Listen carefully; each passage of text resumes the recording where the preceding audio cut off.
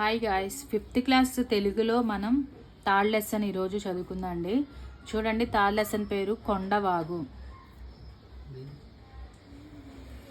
కొండవాగు. ఈ కొండవాగు అనే పాఠాన్ని రాసిన కవి చెరుకుపల్లి జమదగ్ని శర్మ. ఈ కొండవాగు అనే పాఠాన్ని రాసిన కవి పేరేంటి? చెరుకుపల్లి జమదగ్ని శర్మ. ఈయన ఒక కాలం చూడండి, 1920 నుంచి 1986 వరకు.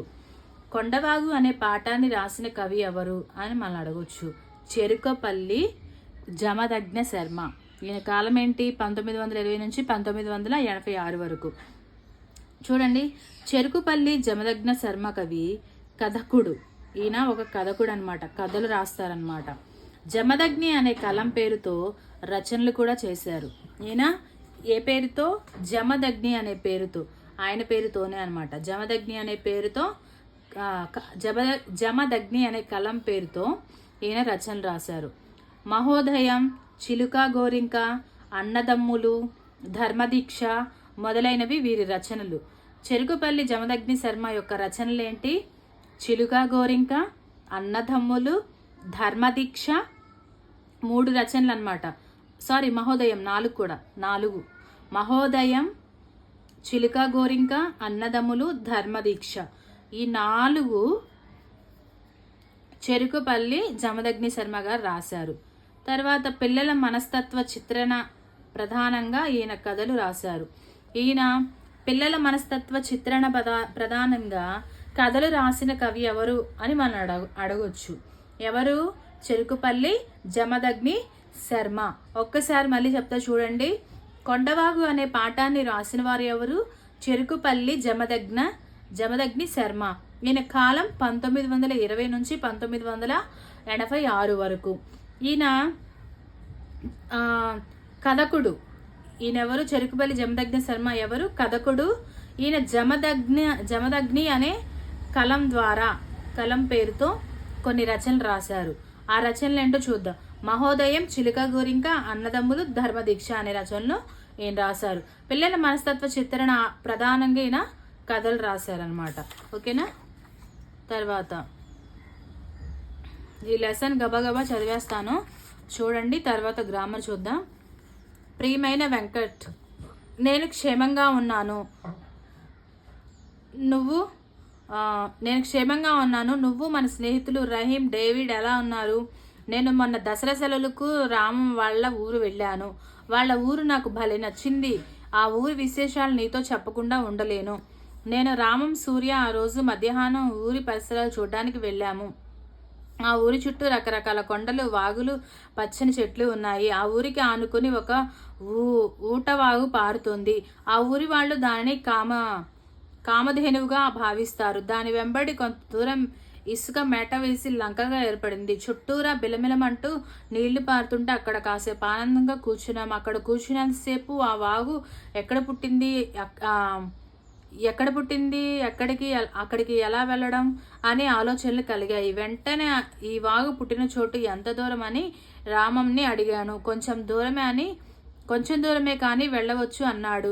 సరే వెళ్దామని అందరం బయలుదేరాం. అదంతా మిట్టపల్లాల దారి. అలాంటి చోట నడిచే అలవాటు నాకు లేదు. అలా ఒక అరగంట నడిచాం. అక్కడ కొండ మీద నుండి జాలవరుతున్న బోలెడని నీటిపాయలున్నాయి. అలా ముందుకు వెళ్ళాం. అక్కడ గుట్టల్లో ఉన్నది ఒక నీటి బుగ్గ. అక్కడ నుండి నీళ్లు బయలుదేరి ఇలా పాయలుగా వస్తున్నాయి. అవి కొన్ని పారుతూ, కొన్ని నృత్యం చేస్తున్నాయి, కొన్ని పాము నడకలు నడుస్తున్నాయి, కొన్ని బుసబుస పొంగుతున్నాయి. ఇవన్నీ వచ్చి ఏకమై వాగుగా మారి ముందుకు పోతున్నాయి. అక్కడి ఒక బండ మీద కూర్చున్నాం. సింహాసనం లాంటి ఆ బండ మీద కూర్చుని చూస్తుంటే సూర్యకాంతి పడి ఆ పాయలన్నీ తళతళా మెరుస్తూ కనిపిస్తున్నాయి. బిలబిలమంటూ అవి పారుతుంటే నాకు భలే ముచ్చటేసింది. ఆ ఉత్సాహంతో ఆ విశాలమైన బండ మీద పడి గెంతుతూ మేం రాజులం అంటూ గోల్ చేసాం. అప్పటికి మేము వచ్చి చాలా సేపయింది. సంధ్యవేళ కావస్తుంది. అయితే ఏం కొండ మీద వెలుగు బాగానే ఉంది. వేసవి పొద్దు కదా, ఇంకా గంట సేపు కూర్చోవచ్చు అనుకున్నాం. నా మటుకు నాకు అక్కడ నుండి కదలాలని అనిపించలేదు. అలా చుట్టూ చూస్తూనే కూర్చున్నాను. అక్కడ నుండి చూస్తుంటే ఆ ప్రదేశం అంతా వివిధ రంగులతో తయారు చేసిన దేశ పటంలా కనిపిస్తోంది. కాలిదారులు, వాగులు, రోడ్లు అంతకంతకు వెడల్పైన గీతల్లా కనిపిస్తున్నాయి. దూరాన ఉన్న ఇళ్లన్నీ కొండపల్లి బొమ్మల్లా ఉన్నాయి. ఆ ఎత్తు మీద నుంచి చూస్తే ఎటు చూసిన ప్రకృతి సౌందర్యమే కనిపిస్తోంది. ఈ నేల ఇంత అందంగా ఉంది అనుకుంటే ఆకాశం మరింత అందంగా ఉంది. ఆకాశం ఆ ఎత్తు నుండి చూస్తే అద్భుతంగా కనిపించింది. ఒక మూల ఏ మార్పు లేకుండా వట్టి నీలంగా ఉంది. ఇంకో మూల పింజమబ్బులు ఒకదాని మీద ఒకటి పడి దొర్లుతూ రకరకాల విన్యాసాలు చేస్తున్నాయి. తూర్పుకు తిరిగితే నల్లని మేఘాలు ఒత్తుగా కదులుతున్నాయి. అవి కాసేపు ఏనుగుల బార్లు తీసి వరుసగా నడుస్తున్నట్టు, కొన్ని కదం తొక్కుతున్నట్టు కనిపించాయి. ఇటు పశ్చిమానికి తిరిగితే భూమి ఆకాశాలు కలిసే చోటు ఆకాశం ఎర్రని మంటతో పొగలు కక్కుతున్నట్టు ఉంది. అలా చూస్తూ ఉండగానే చీకటి పడడం ప్రారంభించింది. మా రామం ఈలపాట పాడుతుంటే సూర్య దానికి తాళం వేస్తున్నాడు. ఇక బయలుదేరదామని ముగ్గురము ఆ బండ దిగి ఇదంతా బాగుందిరా అదంతా బాగుందిరా అనుకుంటూ ఉత్సాహంగా ఇంటిదారి పట్టాము. చూడాలనుకోవాలే కానీ ప్రకృతిలో ప్రతి దృశ్యం అందమైందే. వినాలనుకోవాలే కానీ ప్రకృతిలో ప్రతి శబ్దం అద్భుతమైందే. మన మిత్రులకు ఈ లేఖ చూపించు. మీరు కూడా ఎప్పుడో ఒకసారి ఈ ఊరు తప్పక చూడండి. నీ అనుభవాలన్నీ నాతో పంచుకుంటావు కదూ. చూడండి, ఇందులో ఉన్న అర్థాలు వెరీ వెరీ ఇంపార్టెంట్ అండి. ప్రతి లెసన్లో నేను చెప్తున్నాను, మనకి అర్థం ఇచ్చి మీనింగ్ అడుగుతారు. ఏ టెక్స్ట్ బుక్లో నుంచి అర్థం ఇస్తారో ఈ 1 to 10th నుంచి మనకి తెలియదు కాబట్టి చూడండి. మేట అంటే ఇసుక ప్రదేశం, వాగు చిన్న ఏరు, జాలువారు జారుతున్న బాటా దారి, క్షేమం కుశలము, పొద్దు రోజు దినం, దృశ్యం చూడదగింది, బారులు వరుసలు, లంక నదిలో పైకి లేచి ఉన్న భూభాగం, కదం తొక్కు, ఉత్సాహంతో ముందుకు వెళ్ళు. ఇవన్నీ ఏంటంటే పారాగ్రాఫ్ ఇచ్చి క్వశ్చన్స్ అడుగుతారు కదా, అవి మనం ఎలాగో పారాగ్రాఫ్ చదివి క్వశ్చన్ చేయగలమండి. అందుకే నేను ఇది చదవట్లేదు. ఇక్కడ చూడండి, ముక్త పద గ్రస్తాన్ని మనకి పరిచయం చేశారు. ముక్త పద గ్రస్తం అంటే ఏంటి? మొదటి వాక్యం ఏ పదంతో ముగుస్తుందో రెండవ వాక్యం ఆ పదంతోనే ప్రారంభమవడాన్ని ముక్త పద గ్రస్తం అంటారు. ఇక్కడ చూడండి, సెలయేటి దగ్గర నొక్క చెంగల్వ బాట వెంటనే పోతే పువ్వల్ల తోటలో ఒక పెద్ద దొరులుండు కోటలో రతనాలు కూర్చిన పీటపై రాణిళ్ళ ప్రియమైన ఆటకే కోయిలలు అందాల పాటయే పసమించు బంగారు మాట. చూడండి, ఇక్కడ బాట అనే పదంతో ఎండ్ అయ్యి మళ్ళీ ఇక్కడ బాట అనే పదంతో మొదలైంది. ఇటువంటి పద్యాలను ముక్త పద గ్రస్తాలు అంటారు. సపోజ్ ఈ పద్యం ఇచ్చి ఇట్లాగా మనకి ఇది దేనికి చెందింది, ఏ గ్రస్తానికి చెందింది అని అంటారు. అప్పుడు మనం ఏం చెప్పాలి? ముక్త పద గ్రస్తానికి చెందిన పద్యం అని ఒక పద్యం ఇచ్చి ఇది ఏ అలంకారానికి చెందింది అని అడగొచ్చు. ఇది ఏంటి? ముక్త పద గ్రస్తానికి చెందిన పద్యం. ఏ పదం అయితే ఏ వాక్యంలో ఏ పదం అయితే ఒక పదం అనేది ఏ పదంతో అయితే ముగుస్తుందో ఒక వాక్యంలో మొదటి వాక్యం ఏ పదంతో ముగుస్తుందో, ఈ వాక్యం అనేది ఏ పదంతో ముగుస్తుందో అదే పదంతో స్టార్ట్ అవడాన్ని ముక్త పదగ్రస్తం అంటారు. ఓకేనా? ఇది అయిపోయిందండి. ఇక్కడ చూడండి, పిల్లలు నేలపట్టు పేరు ఎప్పుడైనా విన్నారా? ఇది ఒక పక్షుల రక్షిత కేంద్రం. నేలపట్టు అనేది ఒక పక్షుల రక్షిత కేంద్రం. గుర్తుపెట్టుకోండి, ఇది కూడా రాసుకోండి. నేలపట్టు పేరు ఎప్పుడైనా విన్నారా? ఇది ఒక పక్షుల రక్షిత కేంద్రం. నేలపట్టు అనేది ఏంటిది? పక్షుల రక్షిత కేంద్రం. నేలపట్టు పక్షుల రక్షిత కేంద్రం. ఇది ఎక్కడ ఉంది? నెల్లూరు జిల్లా దొరవారి సత్రం మండలం సమీపంలో ఉంది. ఇది ఎక్కడుంది? నెల్లూరు జిల్లా దొరవారి సత్రం మండలంలో ఉంది. నేలపట్టు అనేది ఎక్కడ ఉంది? నేలపట్టు అనే కేంద్రం ఎక్కడ ఉంది అని మనల్ని అడిగితే నెల్లూరు జిల్లా దొరవారి సత్రం అని మనం గుర్తుంచుకోవాలి. ఓకేనా? ఇందుట్లో ఇంపార్టెంట్ ఇదేనండి. ఇక్కడ చూడండి, సముద్రపు రామచిలుకలను ఫ్లెమింగోలు అంటారు.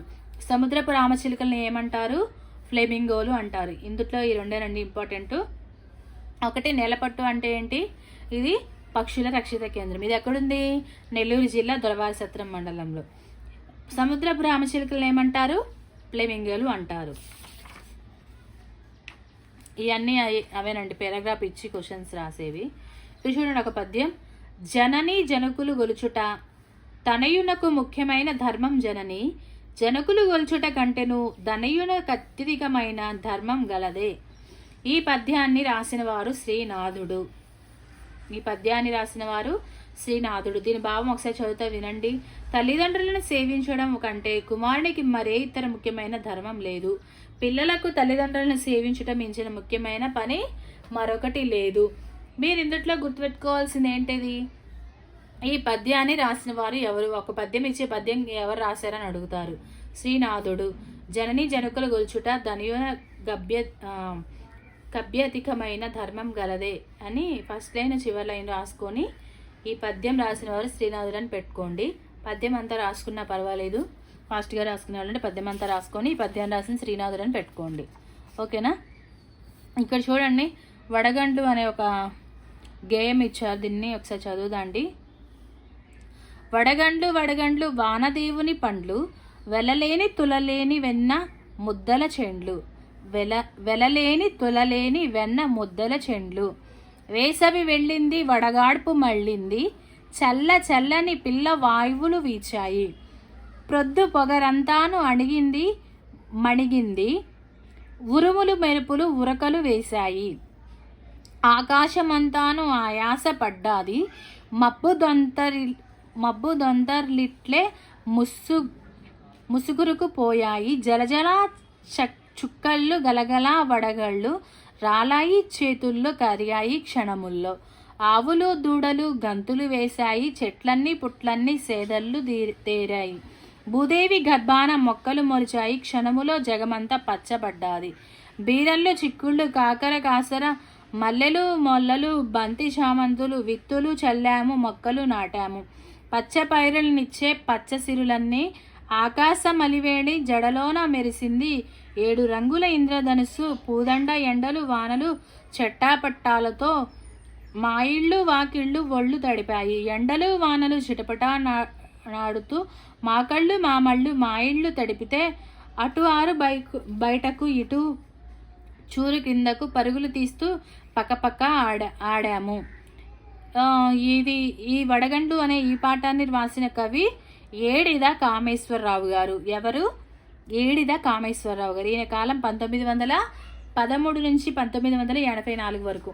ఈ ఏడిద కామేశ్వరరావు గారు ఆకాశవాణిలో పనిచేసేవారంట. ఎక్కడ పనిచేసేవారు? ఆకాశవాణిలో. రేడియో అన్నయ్యగా ప్రసిద్ధులు. రేడియో అన్నయ్యగా ప్రసిద్ధులైన కవి ఎవరు అని మన క్వశ్చన్ అడగొచ్చు. ఎవరు? ఏడిద కామేశ్వరరావు గారు. ఈయన రాసిన రచనలు కొన్ని చూద్దాం, చూడండి. 1 రాష్ట్రగీతం, 2 జైలు రోజులు, 3 ఇండోనేషియా చరిత్ర. ఎన్ని రాశారు ఈయన? 3. 1 రాష్ట్రగీతం, జైలు రోజులు, ఇండోనేషియా చరిత్ర ఈయన చేసిన రచనలు. ఏడిద కామేశ్వరరావు గారు రాసిన రచనలు ఏంటి? రాష్ట్రగీతం, జైలు రోజులు, ఇండోనేషియా చరిత్ర.